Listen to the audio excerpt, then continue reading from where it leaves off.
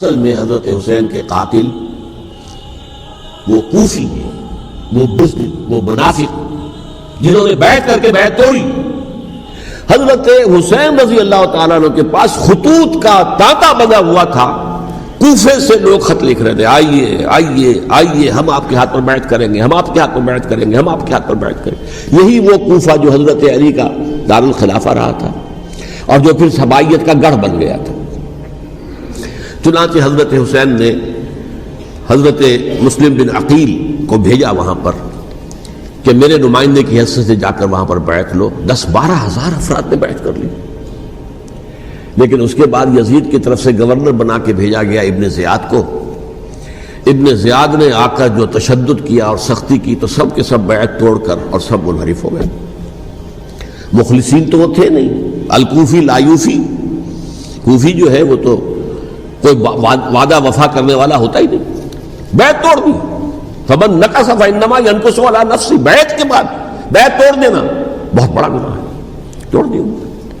ادھر اطلاع مل گئی حضرت حسین کو، چل چکے تھے، وہ راستے میں تھے کہ وہاں تو مسلم بن عقیل شہید ہو گئے اور سب لوگوں نے بیعت توڑ دی۔ اب واپس جانا چاہتے تھے، لیکن مسلم بن عقیل کے بیٹے جو ہے اڑ گئے۔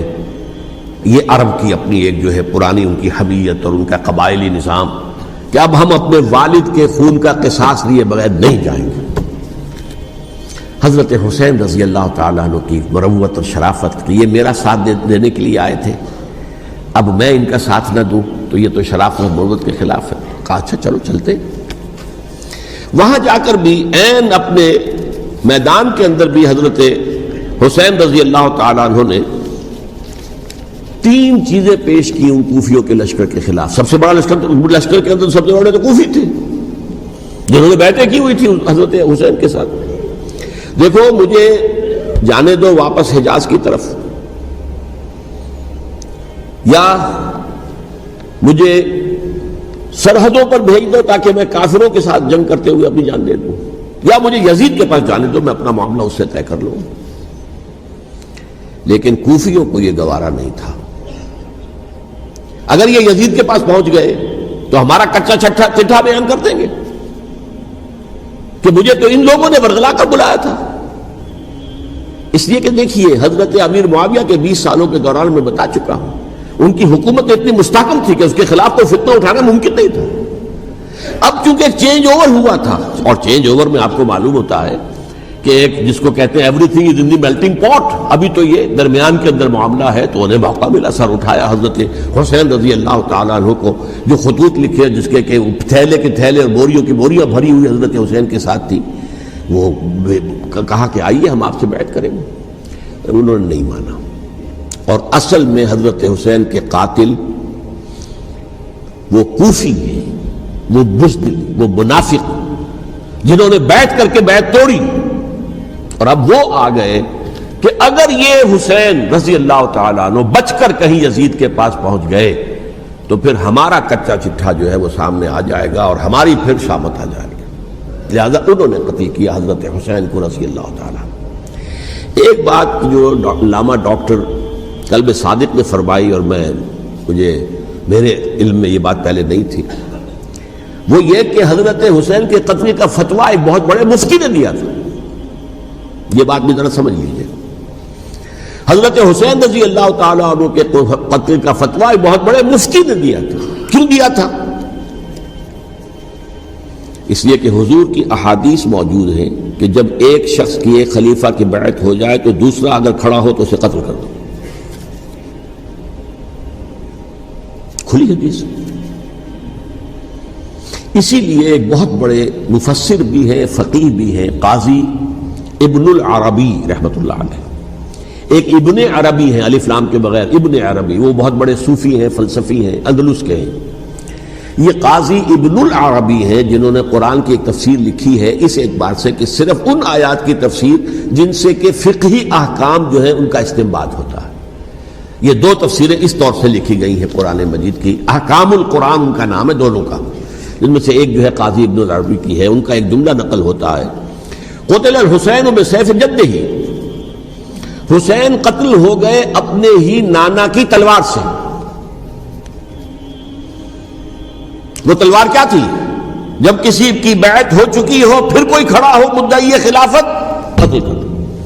میرے نزدیک حضرت حسین مدعی خلافت نہیں تھے، یہ بات اس وقت سامنے لوگوں کے نہیں آئی، بلکہ حکومت نے یہ باور کرا دیا کہ یہ تو باغی ہے، یہ مدعی ہے خلافت کے، انہوں نے تو دعویٰ نہیں کیا خلافت کا، وہ تو صرف اس عمل کو روکنے کے لیے میدان میں آئے تھے۔ اور اس بات کو اچھی طرح سمجھ لیجئے کہ اس وقت تک یہ جو تصور آج ہمارے پاس ہے کہ ریاست علیحدہ ہے، حکومت علیحدہ ہے، state of Pakistan, we are loyal to the state of Pakistan, ہم ریاست پاکستان کے وفادار ہیں، گورنمنٹ آف پاکستان کے وفادار نہیں ہیں، we are not loyal to the government. Government تو کبھی بے نظیر کی تھی، ہم اس کے خلاف تحریک چلا رہے تھے، یا کبھی کسی اور کی تھی اس کے خلاف تحریک چل رہی ہے، یا کبھی ضیاء الحق کی تھی اس کے خلاف تحریک چل رہی ہے۔ گورنمنٹ کو بدلنا تو عوام کا حق ہے، آج، اس وقت نہیں تھا، اس وقت ریاست اور حکومت کا کوئی فرق نہیں تھا، لہذا جو حکومت سے اختلاف کرے گویا کہ باغی ہے۔ یہ ہے اصل میں وہ پیچیدہ مسئلہ کہ کیوں کسی مفتی نے فتویٰ دے دیا، اس لیے کہ اس وقت تک ریاست اور حکومت کا فرق واضح نہیں تھا دنیا پر۔ یہ تو ابھی کوئی 100-150 سال کی بات ہے کہ آج ہمارا جو پولیٹیکل سائنس کا ایولیوشن ہوا ہے وہ اسٹیج تک پہنچ گیا ہے کہ اسٹیٹ علیحدہ ہے، حکومت علیحدہ ہے۔ حکومت تو اسٹیٹ کے 3 آرگنز میں سے ایک آرگن ہے، ایڈمنسٹریشن حکومت کی ہے، جوڈیشری ہے اور لیجسلیچر ہے، 3 آرگنز ہیں بڑے بڑے، ان میں سے ایک ہے۔ تو حکومت کو بدلنا تو عوام کا حق ہے، چاہے وہ ووٹ کے ذریعے بدلے، چاہے ایجیٹیشن، اگر پرامن ایجیٹیشن ہے اس سے حکومت کو بدلنے کا حق حاصل ہے دستوری طور پر ہر اعتبار سے۔ اس وقت یہ نہیں تھا، لہذا صورتحال یہ بن گئی کہ حکومت وقت نے باور کرا دیا مسلمانوں کو، ورنہ سوچئے نواسۂ رسول کو قتل کرنا کوئی آسان کام تھا؟ آخر سب کلمہ گو تھے کہ نہیں تھے؟ کلمہ گو تو تھے نا، اور حضور سے عقیدت اور محبت میں کمی، لیکن یہ کہ فتویٰ اگر ایک بہت بڑے مفتی کا، جو کہ حضرت علامہ ڈاکٹر قلب صادق صاحب نے فرمایا، مجھے اس مفتی کا نام بھی معلوم نہیں، کہ ایک مفتی ہی کا فتویٰ تھا وہ، جس کے بنا پر اب ان لوگوں نے حضرت حسین کو قتل کیا، اور یہی وجہ ہے کہ انہوں نے پھر خیموں کو بھی آگ لگا دی۔ وائی؟ حالانکہ دیکھیے اگر دشمنی کا انتقام ہوتا تو حضرت علی بن حسین جو بیمار تھے، جو بعد میں زین العابدین رحمت اللہ علیہ کے نام سے پھر یہ اہل تشیع کے چوتھے امام معصوم ہیں، حضرت علی، حضرت حسن، حضرت حسین، اور پھر حضرت علی بن حسین زین العابدین رحمت اللہ علیہ، کیا ان کو بھی قتل کر دیتے؟ حضرت حسین کی نسل ہی ختم ہو جاتی، لیکن نہیں کیا۔ آگ کیوں لگائی؟ آگ اس لیے لگائی کہ وہ جو ڈاکومنٹری پروف ہے ہماری غداری کا یزید کے خلاف حضرت حسین کو جو ہم نے دعوت دی، وہ جو ڈاکومنٹری پروف خطوط کی شکل میں موجود ہے وہ ختم ہو جائے، ڈسٹرائے ہو جائے۔ اس کے لیے انہوں نے خیموں میں آگ لگائی۔ بہرحال یہ ہے تاریخی پس منظر، یہ اسی سبائی فتنے کا تسلسل ہے جس نے سب سے پہلے حضرت عثمان کی جان لی رضی اللہ تعالیٰ عنہ۔ 5 سال تک مسلمانوں میں خانہ جنگی رکھی، حضرت علی کو پھر شہید کیا، اور اس کے بعد جو ہے 20 سال حضرت امیر معاویہ کے تو سر نہیں اٹھا سکے، لیکن پھر جب ایک چینج اوور ہو رہا تھا تو اس وقت انہوں نے موقع غنیمت سمجھا کہ اب کھڑے ہو جاؤ اور اب دوبارہ ایک فتنہ جو ہے اس کو امت کے اندر پیدا کر دو۔ اچھا، اس معاملے میں ایک بات جو میں نے وہاں کہی کہ ہمارے ہاں شاعرانہ جو مبالغہ آمیزی ہے، یہ میری گفتگو کا حصہ انہوں نے حذف کر دیا ہے، اور میں نے ایک سنی شاعر، بہت بڑے عالم، جن کے حوالے سے آج بھی میری تقریر ہوگی خالق جناح ہال میں، مولانا محمد علی جوہر کے ایک شعر کے حوالے سے کہا کہ قتل حسین اصل میں مرگ یزید ہے، اسلام زندہ ہوتا ہے ہر کربلا کے بعد۔ میں نے کہا بالکل محمل شعر ہے، اسلام مرا ہی نہیں تھا، زندہ ہونے کا کیا سوال؟ اور اگر کسی درجے میں مزمحل یا زخمی ہوا تھا تو وہ تو رہا، کربلا کے بعد بھی رہا، یزید کی حکومت بھی رہی، بنو امیہ کی حکومت بھی چلی، کوئی تبدیلی تو نہیں آئی۔ یہ کیا کہہ رہے ہیں؟ اسلام زندہ ہوتا ہے کربلا کے بعد؟ میں نے کہا اسلام مرا نہیں تھا۔ جیسے میں نے یہ کہا کہ ملوکیت جو ہے وہ اب شروع نہیں ہوئی، ملوکیت تو 20 برس پہلے شروع ہو چکی تھی حضرت امیر معاویہ کے، لیکن ظاہر بات ہے کہ حضرت حسن نے، حضرت حسین نے اس کو قبول کیا، اور حضرت حسین نے تو پھر 10 سال تک ولی عہدی جو تھی چاہے بیعت نہیں کی لیکن اس کے خلاف میدان میں آ کر چیلنج تو نہیں کیا اس اعتبار سے یہ معاملہ جو ہے اسلام زندہ ہوتا ہے کربلا کے بعد، یہ بے تکی بات ہے۔ ہاں حضرت شاہ اسماعیل شہید رحمۃ اللہ علیہ کی اگر میں تشبیہ کو تمثیل کو سامنے رکھوں تو اسلام کی عمارت 6 منزلہ ہے، 6ٹھی منزل ٹاپ کی وہ گر گئی، 5 منزلیں انٹیکٹ تھیں، اسلام مرا نہیں تھا۔ عدالت میں شریعت کے مطابق فیصلے ہو رہے تھے، قاضی تھے، مفتی تھے، شریعت نافذ تھی، اسلام کہاں مرا تھا؟ جبکہ خود کہہ رہے ہیں علامہ کلب صادق کے ایک مفتی کے فتوے سے حضرت حسین کو قتل کیا گیا۔ اب وہ مفتی کی رائے، اس کی بدنیتی ہو جو بھی ہو وہ جانے، اللہ جانے، لیکن عام مسلمان کیا کرے؟ اس پہلو سے اسلام مرا نہیں تھا۔ ہاں ایک منزل گر گئی تھی، وہ گری رہی، 1000 برس تک گری رہی، یہاں تک کہ آ کر مغربی امپیریلزم نے اس کے گرایا، ملوکیت کا معاملہ ختم کیا اور وہ جبرین ملوکیت دوسری آ گئی، ورنہ وہی بادشاہی چلی ہے۔ بلکہ دور بنو امیہ میں وہ بادشاہی پوری طرح اس نے بالوں پر نہیں نکالے تھے، اصل بالوں پر تو اس نے نکالے ہیں دور بنو عباس میں آ کر، اور پھر سلاطین جو ہے ترک، جو ترک خلفاء ہیں، ان کا بھی بادشاہت تھی اور کیا تھا، وہ خلافت تو نہیں تھی۔ تو یہ تو اسلام میں جو بھی نقص واقع ہو گیا تھا، کبھی واقع ہو گئی تھی، وہ جو کی تو برقرار رہی، اس کو بھی تسلیم کیا۔ میں اللہ کا شکر ادا کر کے کہتا ہوں کہ دونوں حضرات، دونوں شیعہ دانشور اور بڑی اعلیٰ سطح کے جو شیعہ عالم تھے، انہوں نے اس بات کو تسلیم کیا اور میری اس بات کو چیلنج نہیں کیا۔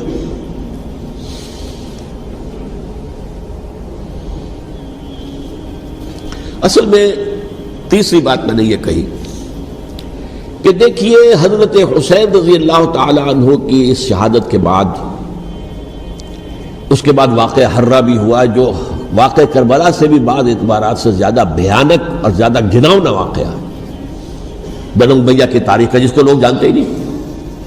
مدینہ کے کچھ لوگوں نے بغاوت کی اور انہوں نے اس کے خلاف فوج بھیجی، اور فوج کو جب مدینہ فتح کر لیا 3 دن کے لیے حلال کر دیا، جو چاہو کرو، یا جسے چاہو مارو، جسے چاہو لوٹو، جس کا گھر چاہو برباد کرو، جس عورت کو چاہو ریپ کرو۔ اور یہ مدینہ النبی کے اندر ہوا، تو کاٹ کھانے والی ملوکیت کے اندر بہت سے واقعات ہوئے۔ عبداللہ ابن زبیر کھڑے ہوئے، انہوں نے حکومت قائم کی تھی، لیکن یہ کہ وہ تو 6 سال کے لیے کامیاب بھی رہے، ایک حکومت قائم کی، بنو امیہ کے ہاتھ پر بیعت نہیں کی، بالآخر ان کی حکومت بھی ختم ہو گئی۔ پھر حضرت زید کھڑے ہوئے، انہوں نے بغاوت کی، وہ بھی ناکام رہ گئے۔ پھر بنو عباس میں کھڑے ہوئے حضرت نفس زکیہ، حضرت حسن رضی اللہ تعالیٰ عنہ کے اولاد میں سے، وہ بھی ناکام ہو گئے، شہید ہو گئے۔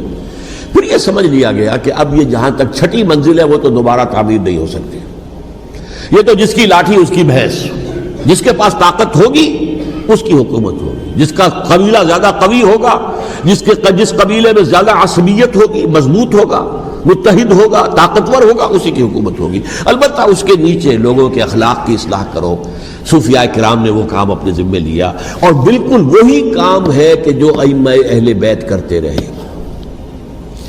حضرت حسن کی اولاد میں پھر حضرت علی بن حسین رضی اللہ تعالی، حضرت حسین کی اولاد میں پھر امام محمد باقر، امام محمد جعفر صادق، اور اس کے بعد بھی 5 اور، کسی نے بغاوت نہیں کی۔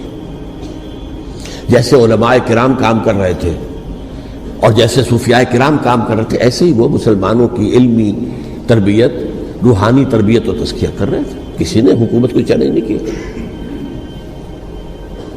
نوٹ کر لیجیے اس بات کو۔ حضرت علی نے بھی چیلنج نہیں کیا تھا، حضرت حسن نے چیلنج نہیں کیا، خود صلح کر لی۔ تو ائمہ اہل بیت جو 12 یہ گنتے ہیں، جن میں سے آخری جو ہے حضرت مہدی کو تو ابھی ظاہر ہونا ہے، ان کے عقیدے کے مطابق وہ روح پوش ہیں، وہ ظاہر ہوں گے، لیکن 11 حضرات کے بارے میں یہ کہ حضرت حسین کے سوا کسی نے بھی چیلنج نہیں کیا وقت کے نظام، اور حضرت حسین نے بھی اس مغالطے پر کیا کہ کوفی ساتھ دیں گے، اور یہ موقع ہے کہ یہ جو 6ٹھی منزل اسلام کی گر گئی ہے اسے دوبارہ تعمیر کر دیا جائے۔ انہوں نے خلافت کا دعویٰ نہیں کیا تھا، یہ انہیں عوام کو مغالطے میں مبتلا کیا گیا کہ یہ خلافت کا مدعی ہو کر سامنے آیا۔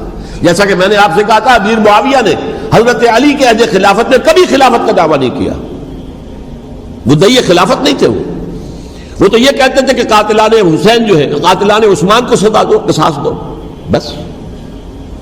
اسی طرح حضرت حسین نے بھی، اب دیکھیے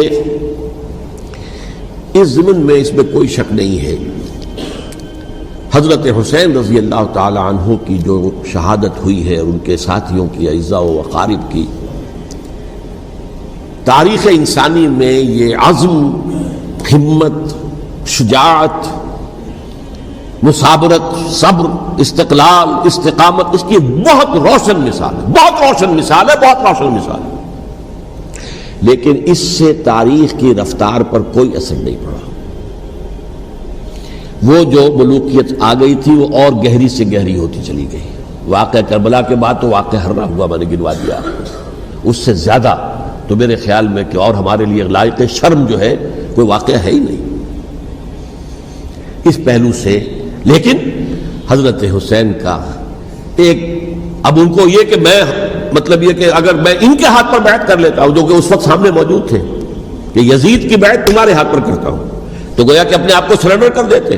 وہی خطرہ جو امیر معاویہ کو تھا کہ مجھے وہ تو پہنچنے بھی نہیں دیں گے علی تک رضی اللہ تعالیٰ عنہ، اور مجھے پہلے ہی شہید کر دیں گے۔ یہی خطرہ حسین کو تھا رضی اللہ تعالیٰ عنہ کہ مجھے یزید تک پہنچنے نہیں دیں گے، پہلے قتل کر دیں گے۔ اور ویسے بھی یہ ایک شرافت، مروت اور حمیت اور غیرت اور عزت نفس کا تقاضا بھی تھا کہ بھائی معاملہ ہے یزید کا، میرا مجھے وہاں جانے دو، اللہ اللہ خیر سے لا، یو کین اسکورٹ می، میرے دائیں بائیں چلو تاکہ میں کہیں اور بھاگ نہ جاؤں تمہارے خیال میں، مجھے وہاں پہنچا دو، میں وہاں پہ جا کے اسے معاملہ کر لوں۔ لیکن انہوں نے قتل کیا، اصل قاتلان کوفی، وہی سبائی۔ البتہ یہ ہے کہ اس واقعے کی جو یادگار ہے اس میں کوئی شک نہیں ہے کہ اس نے مسلمانوں میں سے ایک گروہ کے دل میں قربانی اور شہادت کا جذبہ بہت پیدا کیا، اس میں کوئی شک نہیں۔ اور جس طریقے سے کہ عاشورہ محرم میں یاد منائی جاتی ہے، جس طریقے سے اس نے اہل تشیع کے اندر قربانی کا جذبہ بے انتہا پیدا کر دیا، اگرچہ وہ جذبہ بروئے کار نہیں آتا، اس لیے کہ ان کے ہاں یہ عقیدہ ہے، یہ طے ہے کہ جب تک حضرت مہدی ظاہر نہیں ہوں گے ہم کسی کے خلاف بغاوت نہیں کریں گے۔ یہ پوری تاریخ میں ان کا معاملہ رہا، تمام جو ہے ائمہ اہل بیت کا معاملہ رہا، جب تک مہدی نہیں آتے keep sitting and keep waiting, wait and see, that's all. یہ تو خمینی صاحب نے کیا ہے، آیت اللہ خمینی صاحب نے، کہ انہوں نے یہ ایران کے شیعوں کو باور کرایا کہ بھائی جب آئیں گے حضرت مہدی آ جائیں گے، لیکن ہم اب ہاتھ پر ہاتھ رکھ کر بیٹھے رہیں، باطل کو چیلنج بھی نہ کریں، ہمیں کچھ تو کرنا چاہیے، وہ ہاتھ پاؤں ہلانے چاہیے، اور کچھ نہیں تو مہدی کا راستہ جو ہے صاف کرنا چاہیے، تمہید کرنی چاہیے، ان کے لحاظ ہموار کیا جائے۔ تو یہ ان کی بڑی عظمت ہے آیت اللہ خمینی صاحب کی کہ اہل تشیع ایران کے جو ہے ان سے انہوں نے یہ بات منوا لی کہ ہم بالکل انرٹ نہیں بیٹھے رہیں گے، بلکہ اب انہیں نائب امام قرار دے کر اور ولایت فقیہ کے فلسفے کے حوالے سے، یہ دو چیزیں ان کی جو ہیں بنیادی فلسفے کی ہیں، وہ اس وقت میرا موضوع نہیں ہے، انہوں نے عوام کو ایسا کھڑا کیا ہے کہ 20,000 سے لے کر 30,000 کے درمیان انسانوں نے جانیں دے دی، عورتوں کے جلوس نکلے، شیرخوار بچہ گود میں ہے عورت کے اور گولی کھا رہی ہے اور مر رہی ہے، گر رہی ہے۔ آپ سوچئے زندگی کتنی عزیز ہوتی ہے، اور شیرخوار بچے کے لیے ماں کی جو زندگی ہے، اس ماں کو اپنی زندگی کتنی عزیز تر ہوگی کہ اپنے لیے نہیں تو اس بچے کے لیے مجھے جینا ہے، لیکن نہیں، گولیاں کھائیں اور گری۔ یہ جذبہ انہی میں ہے۔ واقعہ یہ ہے کہ اہل سنت کے اندر یہ جذبہ نہ ہونے کے برابر ہے، یہ میں واشگاف الفاظ میں کہہ رہا ہوں۔ پورے عالم اسلام میں صرف شیعہ ایران ایسا نکلا ہے کہ جس نے بادشاہت کا خاتمہ کیا، باقی سعودی عرب میں بادشاہت بیٹھی ہوئی ہے، ڈٹ کر بیٹھی ہوئی، اربوں ڈالر کا ایک ایک محل بنتا ہے ان بادشاہوں کا، اور سنی سن ہے، سن، کوئی حرکت نہیں۔ وہ تو اب جو حرکت ہو رہی ہے وہ اینٹی امریکن حرکت ہے جو ہو رہی ہے، وہ در حقیقت وہ مسئلہ بالکل دوسرا ہے جو اس وقت ہو رہا ہے، لیکن یہ کہ عالم اسلام میں کوئی تحریک ایسے نہیں اٹھی۔ یہ اہل تشیع میں ہے جو بالکل استثنائی بات ہے کہ انہوں نے جو ہے ایسا بادشاہ جس کو کہا جاتا تھا کہ اس کا جو اسلحہ خانہ ہے وہ ایشیا میں سب سے بڑا اسلحہ خانہ ہے، جو 2500 سالہ پرانی جو ایک عظمت تھی ایران کی، اس کو دوبارہ تازہ اور زندہ کرنا چاہتا تھا۔ 2500 سالہ برسی اس نے منائی تھی، اس کے لیے ایک شہر آباد کیا تھا کہ خسرو یا سائرس یا ذوالقرنین قرآن مجید کی اصطلاح میں اس کی یادگار بنائی تھی۔ اور وہ سوچ رہا تھا کہ وہی عظمت دوبارہ ایران کی ہوگی جو کیخسرو کے زمانے میں تھی، جس کا قرآن مجید میں سورہ کہف کے اندر ذکر ہے، مشرقی فتوحات، مغربی فتوحات، شمالی فتوحات۔ تو وہ بادشاہ جو ہے اس کو بھاگنا پڑا ہوا قربانی کی وجہ سے۔ تو یہ جو ہے واقعہ کربلا نے، اس میں کوئی شک نہیں ہے کہ ایک ایسی مشعل روشن کی ہے جس کو کہ ہر شخص کو دیکھنا چاہیے۔ یہ بھی انسان، جیسے کہ اقبال نے ایک شعر کہا تھا غالب کے لیے، فکر انسان پر تیری ہستی سے یہ روشن ہوا ہے، پرے مرغ تخیل کی رسائی تاک ہو جا۔ تو فکر انسان پر حضرت حسین کی قربانی سے یہ واضح ہوا ہے کہ انسان کس حد تک جا سکتا ہے قربانی دینے کے لیے اپنے کسی مقصد کے لیے۔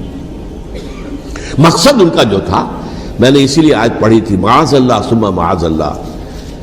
میں ایک آخری بات جو کہہ رہا ہوں وہ نوٹ کر لیجئے، ایک خاص انتہائی نقطۂ نظر کے عام کیے جانے کی وجہ سے سنیوں میں بھی ایک انتہائی رد عمل پیدا ہوا ہے، ایکسٹریم رائٹسٹ سنیز۔ اگر ایک طرف سے حملہ کیا گیا ہے حضرت عثمان کی نیت پر، ان کو خیانت کا الزام لگایا گیا، ان پر اقربا پروری کا الزام لگایا گیا، حضرت ابو موسیٰ اشعری پر خیانت اور غداری کا الزام لگایا گیا، یہ ساری چیزیں اگر صحابہ کرام کے اوپر ہوئی ہیں، امیر معاویہ پر، امیر اور عمرو بن العاص پر، تو جواب میں کچھ لوگ کھڑے ہو گئے۔ حضرت علی وہ اقتدار کے طالب تھے، معاذ اللہ ثم معاذ اللہ ثم معاذ اللہ۔ یہ اہل سنت کا موقف نہیں ہے۔ حضرت حسین اقتدار کے طالب تھے، ہرگز نہیں، ہرگز نہیں، ہرگز نہیں۔ وہی اصول جو میں نے بتایا تھا سب کے لیے لاگو رہے گا، وہ امیر معاویہ کے لیے ہے تو حضرت علی کے لیے بھی، حضرت حسین کے لیے بھی ہے۔ یہ نیک نیت ہے، آپ ان کی کسی رائے سے اختلاف کر سکتے ہیں لیکن ان کی نیت پر حملہ نہیں کریں گے۔ نیت پر حملہ کریں گے آپ کا ایمان بالرسالت جو ہے وہ مجروح ہو جاتا ہے۔ یہ رسول کے ساتھ بھی ہے، رسول نے ان کا تزکیہ کیا، یتلو علیہم آیاتہ ویزکیہم، اس کا سارا عمل محمد کا کیا ہوا صلی اللہ علیہ وسلم۔ تو صحابی کے معاملے میں یہ ہمارے ہاں ان کو اہل سنت جو ہے، جو معتدل مزاج کے، اور اکثریت ان کی تو چند لوگ ہیں، ذرا قلم چلا لیتے ہیں تو ان کی بہت سی کچھ چھوٹی چھوٹی کتابیں بھی شائع ہو گئی ہیں بہت، لیکن انہیں اہل سنت نے قرار دیا ناسبی یا خارجی۔ جیسے خوارج نے کہا تھا حضرت علی بھی کافر ہے اور حضرت امیر معاویہ بھی کافر ہے، حضرت عمرو بن العاص بھی کافر ہے، معاذ اللہ ثم معاذ اللہ۔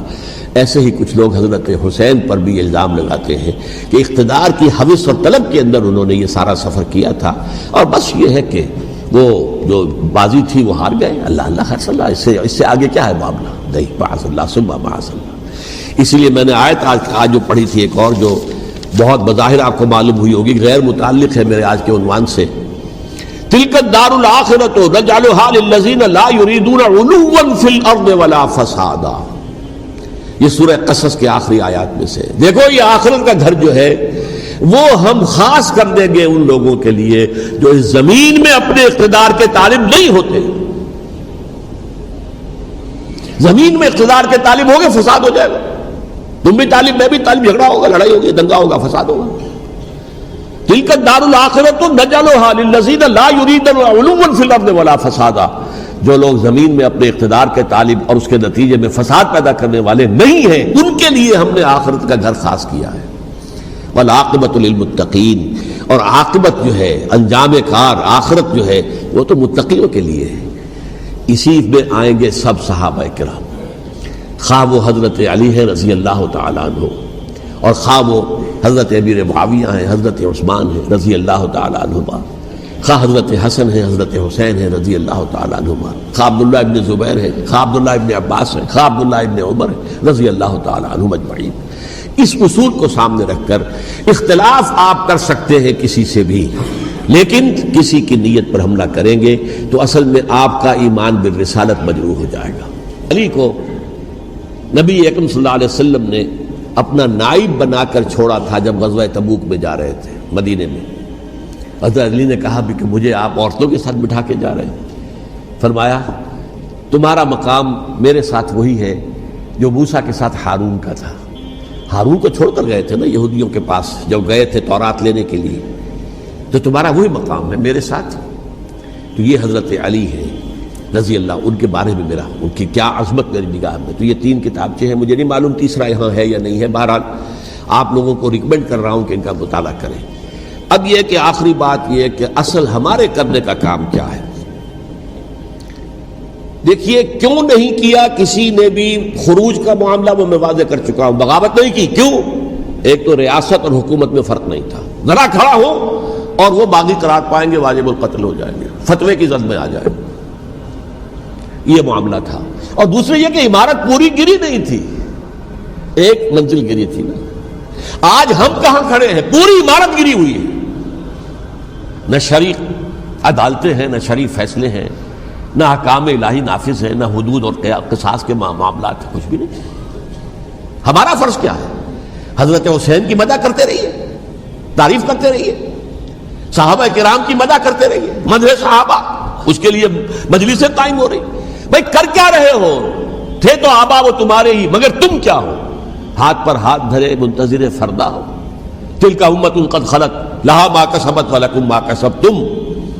وہ تو ایک امت تھی جو چلی گئی، اللہ کے ہاں پہنچ گئے. جو کچھ انہوں نے کمایا وہ ان کے لیے، تمہارے لیے نہیں ہے. تمہارے لیے وہ ہوگا جو تم کماؤ گے. ہمارے لیے راستہ اب یہی ہے کہ خلافت راشدہ کے مکمل نظام کو اثر نو قائم کرنے کے لیے منہج انقلاب نبوی کو اختیار کریں. میری کتاب اس پر، کیسٹس اس پر، آڈیو کیسٹس، ویڈیو کیسٹس، سی ڈیز، نہ معلوم ڈی وی ڈی، سب کچھ موجود. سیرت النبی پر تو میں عرض کر چکا ہوں. فلسفہ سیرت النبی سمجھنا ہے تو میری کتاب پڑھیے، ورنہ سیرت النبی آپ پڑھ لیں گے، واقعات معلوم ہو جائیں گے، فلسفہ سیرت سامنے نہیں آئے. اس کا آپ مطالعہ کریں گے میری کتاب سے. اور دوسرے یہ کہ یہ خلافت قائم کرنے کے لیے جو جد و جہد ہم کر رہے ہیں، تحریک خلافت پاکستان جس کا میں داعی ہوں ادنا سا، وہ تنظیم نہیں ہے، میں اس کا امیر نہیں، وہ ایک تحریک ہے. جیسے تحریک پاکستان کہلاتی تھی جس کی تنظیم تھی مسلم لیگ، پارٹی کا نام مسلم لیگ تھا، لیکن تحریک پاکستان. اس طرح تحریک خلافت پاکستان وہ ہم نے چلائی ہے تنظیم اسلامی کے تحت. یہ خلافت جب پہلی چلی تھی آج سے 84 سال قبل، نومبر 1921 میں خالد دینہ ہال میں وہ مقدمہ چلا تھا، جس کے نتیجے میں بڑے بڑے جو لیڈر تھے ہمارے، مولانا محمد علی جوہر اور مولانا حسین مدنی اور مولانا ابوالکلام آزاد، ان سب کو 2 سال کی قید کی سزا سنائی گئی تھی. بغاوت، مقدمہ بغاوت، یہ خالد دینہ ہال. اسی میں سن 91 یا 92 میں میں نے 3 دن تقریریں کی تھیں، جن میں آج سے پھر میں 3 تقریریں کرنے والا ہوں. ایک آج شام کو، ایک کل شام کو رات 9 بجے، آج بھی کل بھی، ایک پرسوں اتوار کی صبح کو 10 بجے ہے کیا 11 بجے. تو ان میں آپ حضرات شرکت فرمائیں تاکہ اصل جو ہمارے کرنے کا کام ہے، تاریخ کو بھی سمجھنا چاہیے، تاریخ کے عوامل کیا ہیں، کیا پس پردہ عوامل کار فرما تھے، کیا کسی شے کی اصل حقیقت ہے، وہ سمجھنا چاہیے. لیکن یہ ہے کہ اس اعتبار سے میں نے جب یہ لفظ استعمال کیا تھا اس مذاکرے میں، لپ سروس، کہ یہ ہم صرف لپ سروس کرتے رہے، مدح کے بیان کرتے رہے، منقبت بیان کرتے رہے، حضور کی نعتیں کہتے رہے، تو اس سے تو بات نہیں بنے گی جب تک کہ وہ فرض منصبی شہادت علی الناس کا جو ہمارے ذمے ہے بحیثیت امت محمد صلی اللہ علیہ وسلم اس کو ادا نہ کرے.